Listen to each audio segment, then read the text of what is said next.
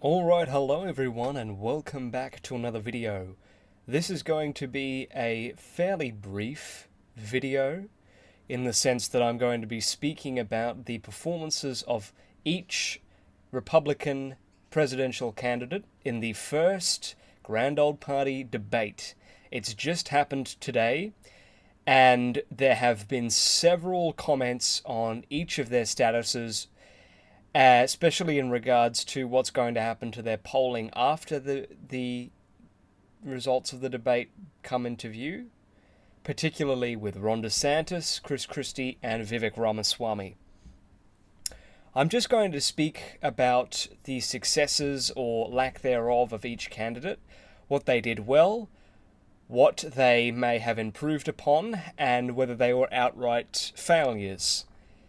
The video that I made some weeks ago detailed what I thought the different appeals and what kind of tactics different candidates would use as a means to progress through the debate. Largely from what I've seen, this has remained true. The speculation and the estimation of that video has come to fruition in the sense that the candidates have stuck to their demographic. They've appealed to their base, and generally speaking, after watching it, they haven't surprised me. So with that, I'm just on an article here from the BBC in regards to who the losers and winners were. I'm not going to speak too much to its opinion, considering I don't agree with the opinion necessarily, but I'm just using it as a baseline so that I can outline the different strategies that were used by these candidates. I'll start from the beginning. I'll talk about what you all want to hear about Ron DeSantis. His performance was not surprising. Frankly, he was a failure. The terms used to describe his rhetoric, to describe the way by which he spoke, from what I've seen, is robotic. It is manifested, it's a lie, and it's fabricated. He was also compared to Hillary Clinton in his facial expressions, his demeanor, the manner in which he speaks, and generally speaking, that is not a good sign. So with that said, I would say that Ron DeSantis is absolutely a loser in this debate. This was an opportunity for him in particular, out of anybody else here, to present himself as a refreshing, new, young candidate that's not going to push too far from the mainstream of the Republican Party, but also someone who has core beliefs and principles. That is crucial currently to the Republican base. You can see that kind of rhetoric take place in Christie's speeches, Vivek Ramaswamy, but I would say generally speaking, the tone is family values and morals. That's what DeSantis needed to hit off of. But unfortunately, the manner in which he conducts himself is so... The word I'm going to use is odd, which is not a word that I usually like to use. It's not very particular. But the word I'm going to use is odd, because generally speaking, he comes off as a weird mix between pseudo-populism and intellectualism. He doesn't go to either extreme degree that Christie or Vivek Ramaswamy may. Instead, he doesn't appeal to a sense of articulation. He doesn't appeal to a sense of familiarity. Ron DeSantis is someone generally seen as out of the ordinary, as well as someone who can't really relate to average people. Now you'll see that in photo ops and such, he puts on the blue, or maybe it's a cyan kind of flannelette jacket, but ultimately that is not what those voters, that demographic, wants to hear or see in this case. They want to see genuine care about the economic and political course of the country. They perhaps in some cases, maybe not so much for the Republican base, But in this instance, I would say that the social issues aren't going to be as much as a concern to them. But as you can see, that is exactly what DeSantis hits on. And that was always going to be a problem for him. Now, granted, he hasn't really done that in this debate, from what I've seen. From what I could tell, he was trying to remain as presidential, in quotas, as possible. In the sense that he usually didn't get involved with any of the combat, you might call it, between Christie and Ramaswamy. Those were the two big guys in this debate. I'll talk about them in a moment. Or Mike Pence. In this instance, he was answering the questions. He was keeping concise. But ultimately, I think he is just not exciting enough. He's not someone who can really stand out amongst this crowd anymore. Despite the fact that he was once upon a time presidential hopeful. He was the president-elect months before he announced his campaign. So, frankly, I would call DeSantis a loser in this debate. He needed to hit harder, in summary, on the issues that matter to a large portion of the demographic to which he is appealing to. You'll see that kind of appeal in people like Christie or Doug Burnham. That is crucial to winning the Republican nomination. Especially considering that Trump was not present at this debate, I think it's interesting to note that there was one candidate who really tried to stick out amongst what is otherwise a fairly similar group of people. Despite the fact that their political beliefs, that their ideology is similar to a lot of these guys, it's actually interesting to see that Vivek Ramaswamy is the person to whom I'd call the winner of this debate. Now, this article agrees with me. It says that one of the winners prominently was Vivek Ramaswamy. Frankly, as a result of his rhetoric, but most importantly, as a result of his demeanor. He is not someone who is going to come off as unprepared, ill-advised, or someone with no agenda. This is a man with a plan, or so he has now presented himself.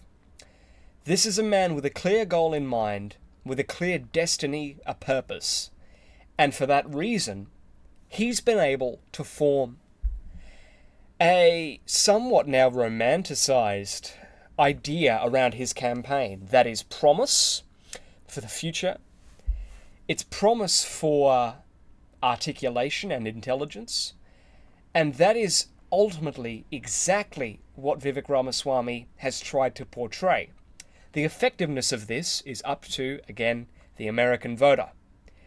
But in my opinion, I think he's been doing it quite effectively. I think he's been succeeding in regards to his ability to really portray a message and to portray an idea of hope. And that's why he's been doing so well on the polls. Because people who look at him, people who listen to him, they become inspired. Now, this isn't some kind of, I will just say that this is not some kind of party for the man. He is just someone who really encompasses the ideology and the demographic of the modern-day Republican Party. So much so that he was the first candidate in this debate when asked as to whether they would support a convicted presidential campaign of Donald Trump. He was the first candidate to raise his hand in support of such a measure. The second, I believe, was Tim Scott, followed by Nikki Haley, Mike Pence, and Doug Burnham. All of these people may share the same opinion, but it was ultimately Vivek Ramaswamy who convinced them that there was a place on the stage for people who share that opinion. Republicans will look at that and think, Vivek Ramaswamy is a leader. He's someone who was able to command the field not only through his language, not only through his demeanor, not only through his beliefs, but through his power. That is what is going to be going on for people at the moment in regards to Vivek Ramaswamy. That's why I believe he won this debate, and it's also interesting to note that Ron DeSantis, he took a moment before he put his hand up. He looked around to see whether people like him were supporting the measure, which is interesting, and I think that's going to have a big negative effect on his electability, and his integrity more so. The next candidate I'd like to talk about is Christie. I've spoken in great detail about Christie over the past few months. In fact, I would like to make at some point a candidate spotlight video on Christie, especially considering that I also believe that he was a winner in this debate. Now, as you can see, this article disagrees with me. He believes he was somewhere around the middle of the pack. I disagree. I think he was actually able to really portray a sense of courage up on there. Now, that is something that is, I'm going to say, vital to his campaign, to his demographic. Courage is strength. Strength is a vote. For that reason, he needs to be able to take the punches. He needs to be able to get up there and not be afraid of what people are going to be saying about him, because a lot of these guys, they don't disagree with him, but of course, Christie did not put his hand up when asked if he would support a convicted presidential hopeful Trump. He wagged his finger. In fact, he was so aggressive against Trump tonight that he actually came out at some stage and said, there has to be someone that comes out and stops this kind of behavior, or something along the lines. I'm paraphrasing there, but there has to be an end to what Trump is appealing to. And that kind of opinion, that is exactly what his supporters want to hear. And it's what a lot of other people want to hear too. It's not an unpopular opinion in the Republican Party. But it is controversial, and it was always going to make him enemies. So, for that reason, he sparred a lot. He sparred a lot with Vivek Ramaswamy, ridiculously. And it became somewhat of a parody to the extent where they were going back and forth at each other. And then Christie comes out and says he is sick and tired of hearing from a man who plagiarized and who sounds like ChatGPT. Now, that is his words, not mine. That is exactly what Vivek Ramaswamy did, according to him, in the sense that he used a line from Barack Obama's speech from, I think, 2008 to identify himself. Particularly, it was, he's a skinny kid with a weird last name. I can't remember the exact context, but it was there. Now, that's going to be a bit of a gaffe or blunder for Ramaswamy, but he could always go with the idea that he was just parodying it. But then afterwards, Christie came back and said, I am skeptical that someone would use that kind of rhetoric, considering that the man who first said that line was so amateurish. That's his words. Barack Obama is not popular in the Republican Party, no matter whether you're a moderate and an anti-Trump. Christie has said that. Now, despite this, Ramaswamy came out against him and said that he hugged Barack Obama on a certain occasion. It was a big problem with the 2016 debate. But I don't ultimately believe that that will damage the viability of Christie's electability.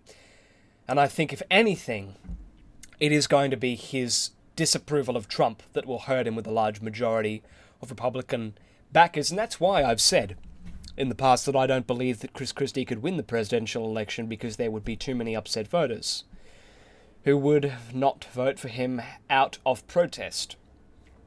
Likely not vote at all. But I do believe that he could win this primary if he was up against Trump only. That's a story for another day.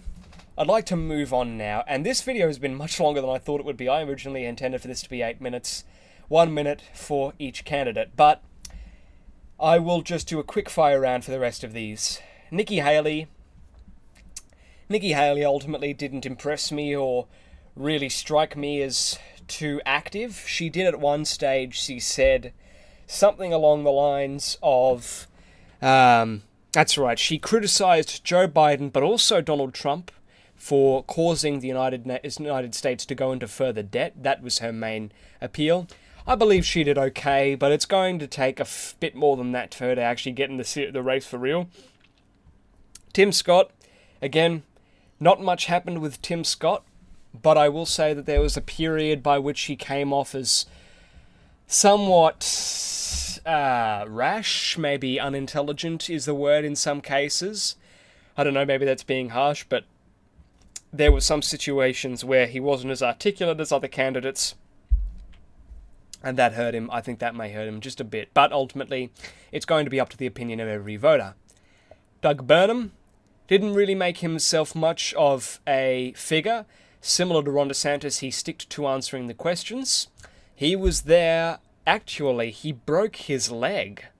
I'm fairly sure he broke his leg just before the debate playing baseball.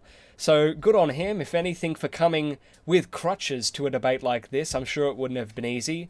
But ultimately, I don't think Doug Burnham's going to go anywhere. It was difficult for him to get to this debate stage anyway. Mike Pence.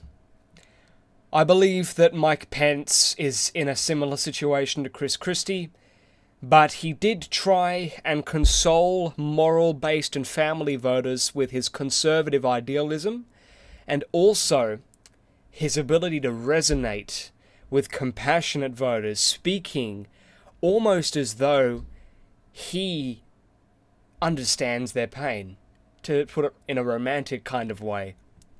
That's his appeal. That was his appeal throughout 2016. It was his appeal throughout 2020. It was his appeal as a vice presidential candidate and as a governor of Indiana. Finally, Asa Hutchinson. Asa Hutchinson was interestingly another candidate who did not put his hand up when asked if he would support a convicted presidential Trump. But I will say that it's a similar situation. He's old. He's not someone who can truly resonate with the lower class or that demographic. If he was to win, he would need to focus more on conservative principles and his agricultural work as governor of Arkansas.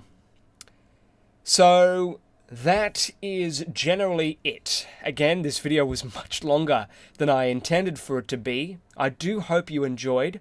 If you have any questions, queries, or comments as to my work in this video, please let me know in the Discord server or in the comments section below. I'd like to check all the comments. Secondly, I'd like to say that the rapid acceleration and frankly the unprecedented growth of this channel has been absolutely mesmerizing, to an extent whereby we've grown from my last video from 904 subscribers to 943 in a matter of less than a week. That is incredible. It looks as though it's almost certain that we're going to be hitting 1,000. I am very excited for that, if that is going to be the case, within a few days. Frankly, it has been a dream come true for this channel to become so successful, comparatively speaking to what it was just a few months ago. The last thing I'd like to say is that I originally intended to do a pre-debate video on Tuesday as well. This is what this video is filling in for. But instead I wanted to wait in order to talk about the debate itself, talk about my inaccuracies in the previous video that I made about what might happen in the debate. Ultimately, I think it was fairly accurate, not to toot my own horn, but it's just that nothing really surprised me in regards to the rhetoric that people were utilizing. Ron DeSantis didn't impress me. Christie was someone who appealed to his demographic. Vivek Ramaswamy was articulate, and the rest of these were the rest of these. But one thing I will say is that the absence of Trump will brought out a very interesting character in some of these people. And it's going to be interesting to see where those go and how those change over the next course of debates. We've got another debate this time next month, I believe. So I'm going to be looking forward to that, and I hope you all are too. Again, thank you for watching, and I'll see you all in the next one. Thank you.